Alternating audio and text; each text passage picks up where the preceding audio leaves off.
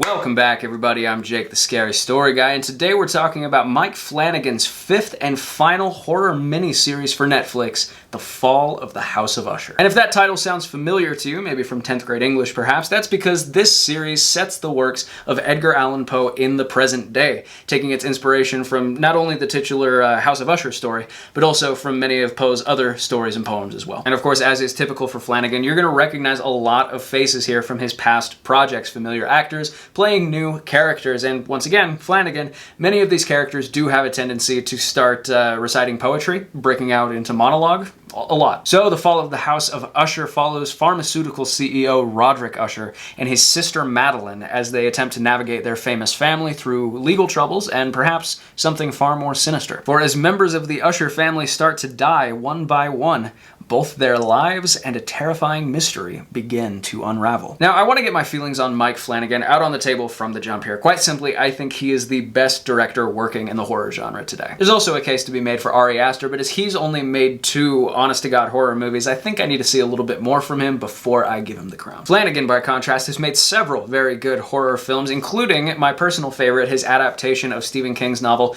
Dr. Sleep, which I thought was successful on a few different levels, and I'm just gonna have to do a big deep dive on that sometime because I love it. And as mentioned, he's also created 5 wildly popular horror miniseries for Netflix. It's no exaggeration to say that The Haunting of Hill House, which came out in 2018, and Midnight Mass, which came out in 2021, are my 2 favorite horror miniseries of all time. But now I feel compelled to make that a top 3 because The Fall of the House of Usher is very, very close to being a masterpiece. The first thing that stands out here, even more so than in Flanagan's previous work, is just several masterclass acting performances. Not all of the performances work for me, but the ones that do really, really pop. A few standouts are Bruce Greenwood as Roderick, the family patriarch, Mark Hamill as the family's lawyer/enforcer, and Carl Lumbly as the prosecutor obsessed with taking the Usher family down. But, and based on what I've seen online, I think this opinion might be shared by a lot of people who've seen the show. I think the 2 best performances in the whole thing come from the 2 actresses who play Madeline Usher. Mary McDonnell plays the older version, and Willa Fitzgerald plays the younger version. I'd never even heard of Fitzgerald before, and you're gonna have to watch the show to see exactly what I mean, but man, she is magnetic. And her character is ruthless and vicious in a way that's just, I mean, every word that comes out of her mouth is so razor sharp. I would say she's up there with the Reverend in Midnight Mass for being both the best written and best delivered Mike Flanagan character I've ever seen. And beyond the performances, I think this series really capitalizes on a few of Flanagan's biggest strengths. He's a master of the ensemble cast, just getting a bunch of really interesting characters together and letting them all kind of have their time to shine. And in concert with that, he's amazing, I think, at taking several storylines and just weaving them together, several big ideas, and just completely sticking the landing. Those of you who remember the bent neck lady from The Haunting of Hill House will have some idea of what I'm talking about here.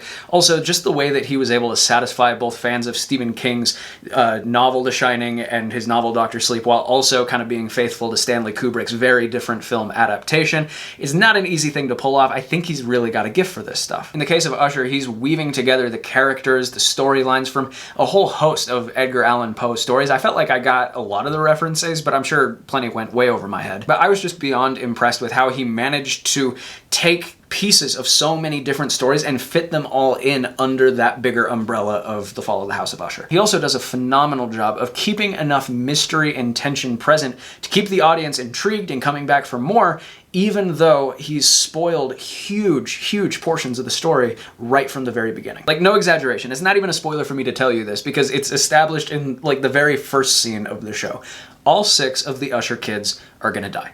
So how is it gonna happen? Why is it going to happen? What's going to happen next? Flanagan manages to make those questions suspenseful enough to carry the whole show, even though you know most of the cast is doomed from the jump. He even shows you all of these like premonitions of the bloody Usher corpses well before they die, so you kind of have an idea of like, oh well, what injuries may have killed them, and it still manages to keep all this suspense. In fact, if anything, I'd say that it just kind of adds to the sense of creepy, morbid foreboding that this show has, because it's taking these characters that you're really getting to know, and then just showing you their mutilated corpse, leaving you as the viewer to just be like, well, shit, I wonder how that's gonna happen. I do have a few notes. First of all, I don't think the show is like scary. Not that it necessarily needs to be, it's just I'm still kind of chasing the high of The Haunting of Hill House, where a few parts genuinely freaked me out quite a bit. So this was kind of like Midnight Mass in that it's very clearly a horror story with horror imagery and tropes and plot and vibes and all that good stuff, but do the scares actually work in scaring you? Not for me. I do think there are a few scenes where the violence is very sudden and shocking, and so it's not like scary per se, but it does leave you like, holy shit, that was crazy. We can also talk about Flanagan's dialogue briefly. Sometimes it works, sometimes it doesn't. Characters tend to monologue quite a lot, not as much as in Midnight Mass, but it still does happen a fair amount here. I guess I'd say a lot of his lines feel like they were written by a theater kid who's trying to do an Aaron Sorkin impression, so, you know, it can be pretty polarizing. Your mileage is going to vary on that. He's also not really shy about infusing this series with politics, most of which I think fits really well and is totally fine with me, because this is basically a story about a fictionalized, successionized version of the Sackler family, so a lot of that is inevitable. There were a couple of lines, specifically in the last episode, that really felt like they were written specifically to get applause from, like, the Kamala Harris Twitter hive. The kind of stuff that's going to be featured in, like, a BuzzFeed article, like, watch Mike Flanagan own Donald Trump. And normally you watch stuff and there's a bit of politics and you're like, it is what it is.